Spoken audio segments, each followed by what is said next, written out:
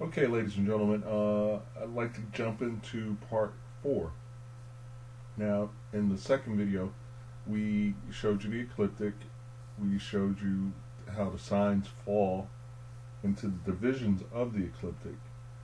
We talked about the rotation and how we came up with the ecliptic, which is the curved path of the sun, perceivably.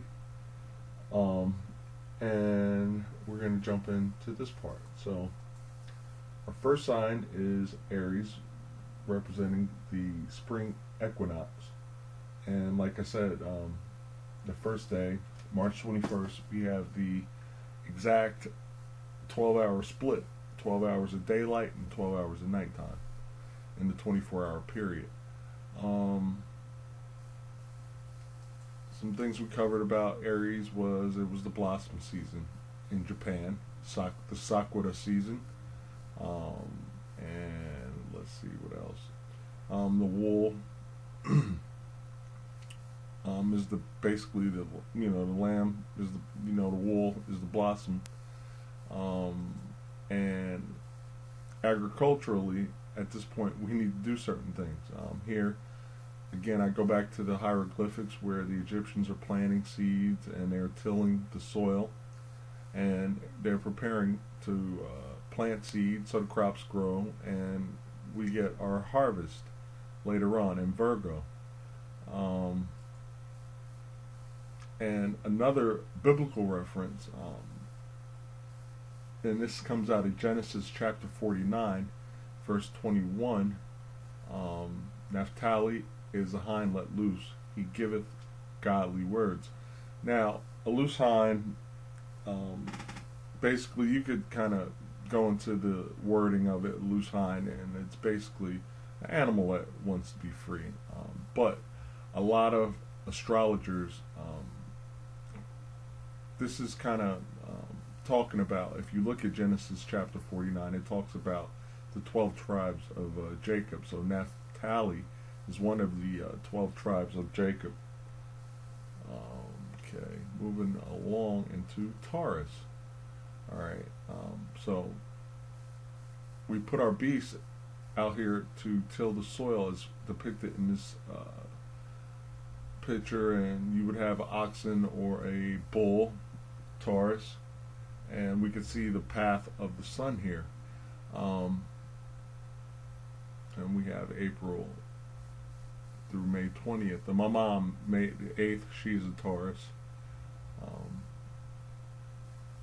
I won't say she's bullheaded. I guess she is kind of when she wants to prove her point about something. So just a little add-on there. But the biblical reference is Issachar is a strong ass couching down between two burdens. Issachar is another tribe, another one of the 12 tribes, and I like putting in the biblical references because a lot of people compare the Bible. They call it astrotheology, and again, if you looked at video 1, you could kind of see how people could connect the stars with the Bible, and that's why they call it astrotheology. Just checking out the sun and what it's doing and the constellations and what they're doing, and coming up with this neat stuff. Gemini represents the twins here. Here's the glyph here. It looks like two pillars or two identical beings just together, joined together. And mating season has already occurred at this point, and so we'll get many twins in the animal kingdom after mating season occurs. The biblical reference. Now they're talking about the 12 tribes or the 12 brothers, and in this particular, and all this comes from Genesis chapter 49. This is verse 5. Simeon and Levi are brethren. Now they're all brothers, but here specifically, it states that these particular two are brothers, so we could say that they're twins. And instruments of cruelty are in their habitations. It was just some extra input there. Well, actually, it's the full verse, but I'd like to just connect where Simeon and Levi are brothers. So they're all brothers, if they're sons of Jacob, but here they just specifically state that they're both their brethren. So I attributed that to twins. The next sign is Cancer. So at this point, we're in the Tropic of Cancer. And in our last video, we stated that this was the Tropic of Cancer, and down here is the Tropic of Capricorn. So the sun is touching, perceivably, the Tropic of Cancer in the ecliptic, and perceivably now, at this point, the sun is no longer going up. It's moving in a sideways motion. And Cancer represents the crustacean, or the crab. And I'll put the crab picture here, which I thought was kind of neat. So, alright. Another thing I'd like to go into is the biblical reference. And all, again, this comes from Genesis chapter 49. Joseph is a fruitful bough. Even a fruitful bough by a well, I guess water well, whose branches run over the wall. The archers have sorely grieved him, and shot at him, and hated him. Now, we talk about archers, and here I've put the zodiac circle here, and if we look at Cancer, the crab, it opposes the archer, and I thought that was interesting, because it says that the archers have sorely grieved him and shot at him. So across here in the zodiac circle, you can see the archer, and it opposes the crab. So you could perceive that as the archer shooting directly across, even though it is pointed in, a different direction because it's being planted in a circle. But we could see on the circle that Sagittarius is opposing Cancer. Leo. Alright. This is a lot of solar emblems have the line depicted in it. And the sun is very, very strong this time of year. We get really, really hot temperatures. And again, the biblical reference, Judah is a lion's whelp. It's just interesting how that is plugged in there when we're talking about the 12 tribes, or the 12 sons. So let's move along here. Virgo. Virgo is represented by the Virgin. It represents the time of harvest, and she is depicted holding a sheath of wheat. Now, if we have, in this area, in Aries, if we planted our seeds, tilled our soil, then our crops should grow, and now it is time to reap the crops that we seeded, and we are storing. So life occurs here. We've planted here, grown our crops, we've stored our crops to prepare for the harsh winter months, or the colder months. And let me see if I can pull this down. I can pull this out of the way. And the biblical reference is, out of Asher his bread shall be fat, and he shall yield royal dainties. So this is the crop yield that we connect. Next is Libra. The scales, or the sun, the scales signify that the sun has crossed the equator. The balance has changed, and we're going through another equinox, equal, balanced, 12-hour daylight, 12-hour nighttime, and the Libra dates are there. And the scales of justice, we look at, that every courtroom you have the emblem, which is actually the goddess Ma'at in Egypt holding up the scales. So in here, Dan shall judge his people as one of the tribes of Israel. That's really, really interesting. Scales, judgment. That's the biblical reference there. Here, after the sun has been judged by Libra, the Scorpio is waiting, or the Scorpion is waiting.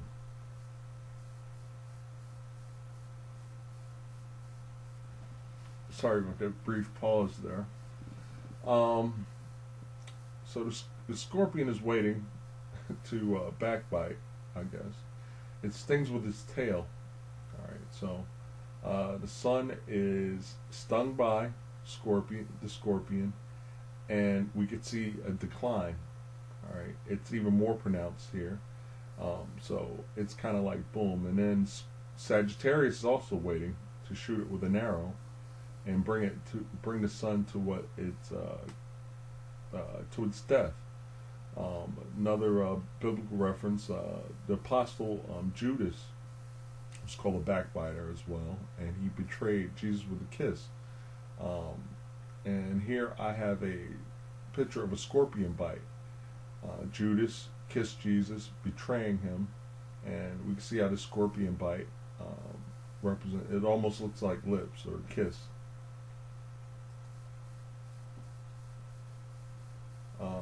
And the Scorpio reference. A lot of people in astrology connect scorpion to kind of being the serpent or whatever.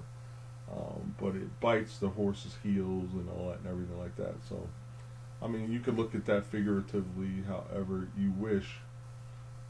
And then we get into Sagittarius. He finishes off the sun by sending it to its death. And at this point, the sun looks or appears to be in the lowest point of the northern hemisphere. And here is it's the shortest day of the year. And let me just make sure I'm like, okay, Libra, Scorpio, Sag. Okay, so sun's at its lowest point in the ecliptic. And in many societies, folklore would kind of just be like, oh, the sun is like, it's going to die for 3 days. So after, I guess, December 22nd, 23rd, and 24th, the sun appears kind of like set still at its lowest point.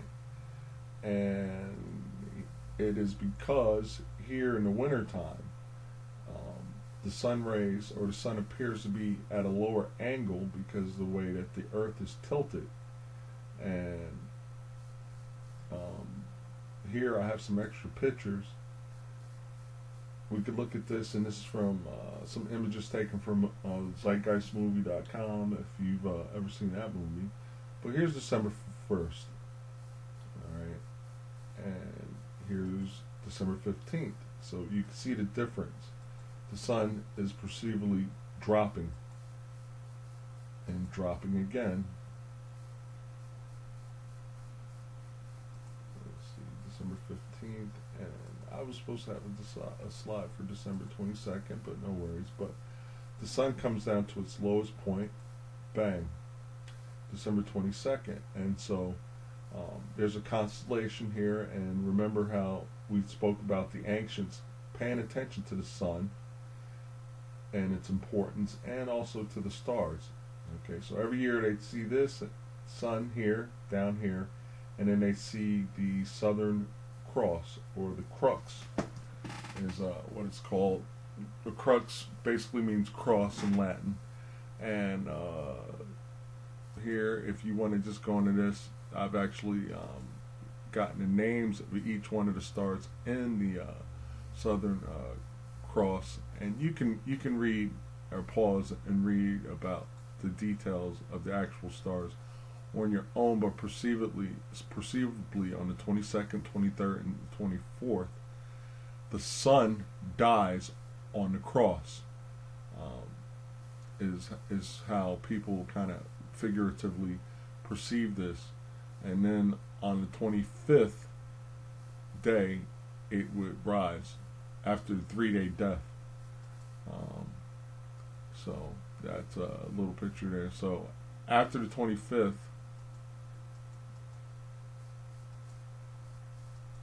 the sun would start to move back up, and slowly the days would get longer and warmer as the season goes back to spring. Now, if we say warmer, it's still cold, but the temperature slowly start to come back into spring.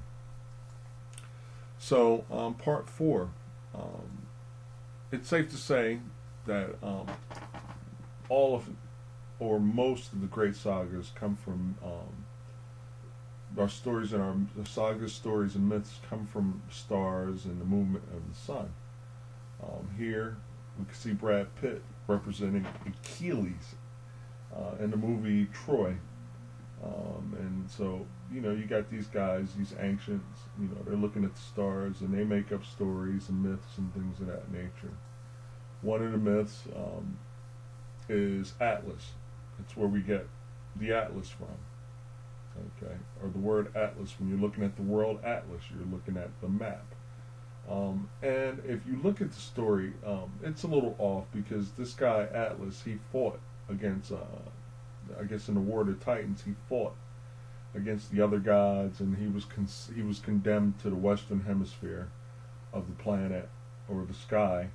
But here, most depictions of the god Atlas is holding up the planet, keeping it on its axis.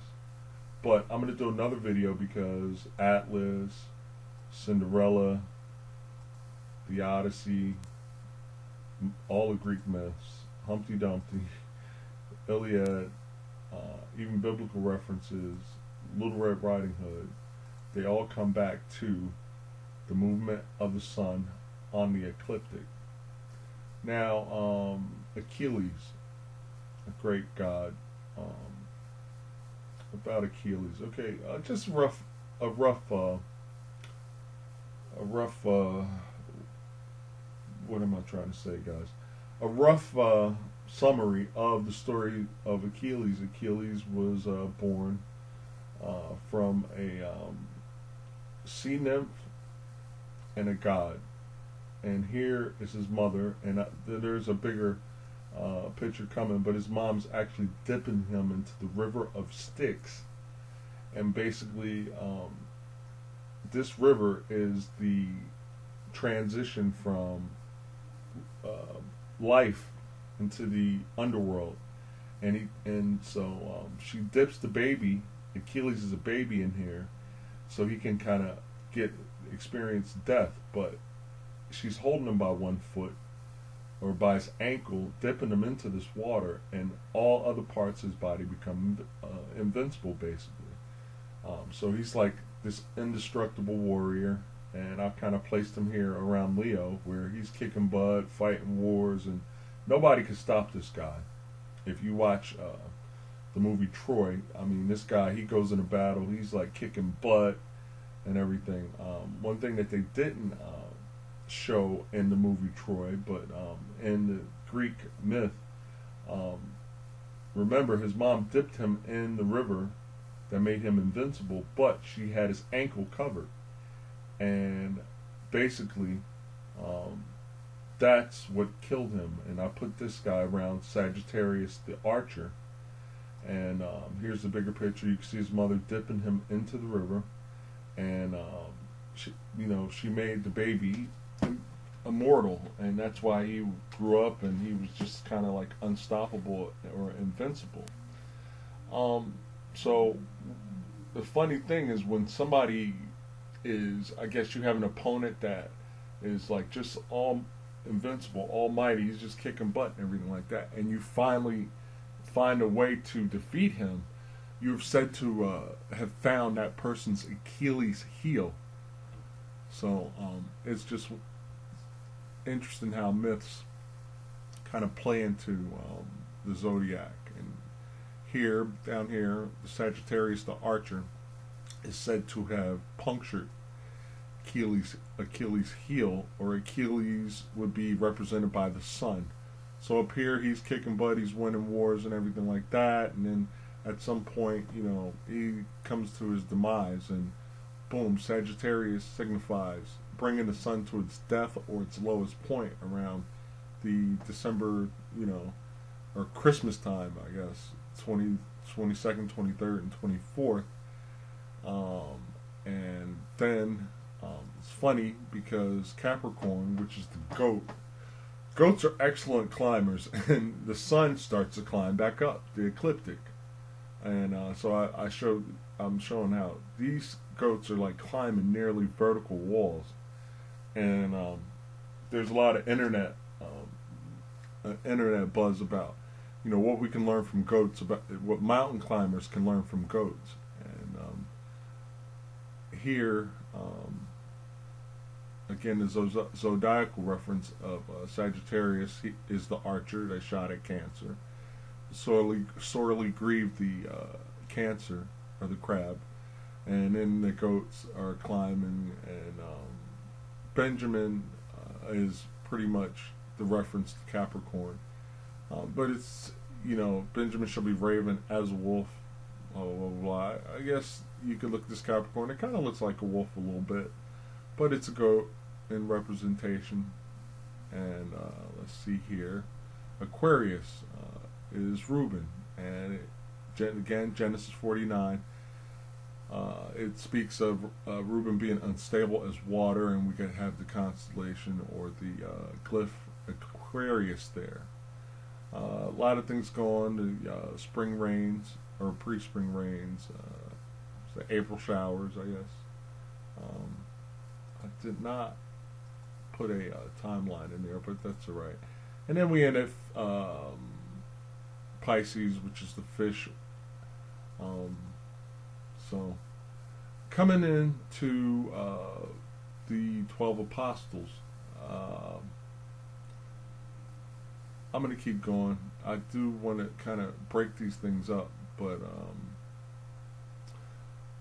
you know what? I will stop there, and because I want to keep these, I don't want them to run too long, and I want to get the information across, but I don't want to run the videos too long. So we'll cut it here because we're at 21, almost 22 minutes here on this video. So we'll pause right here, and we will continue in the next video. Stay tuned.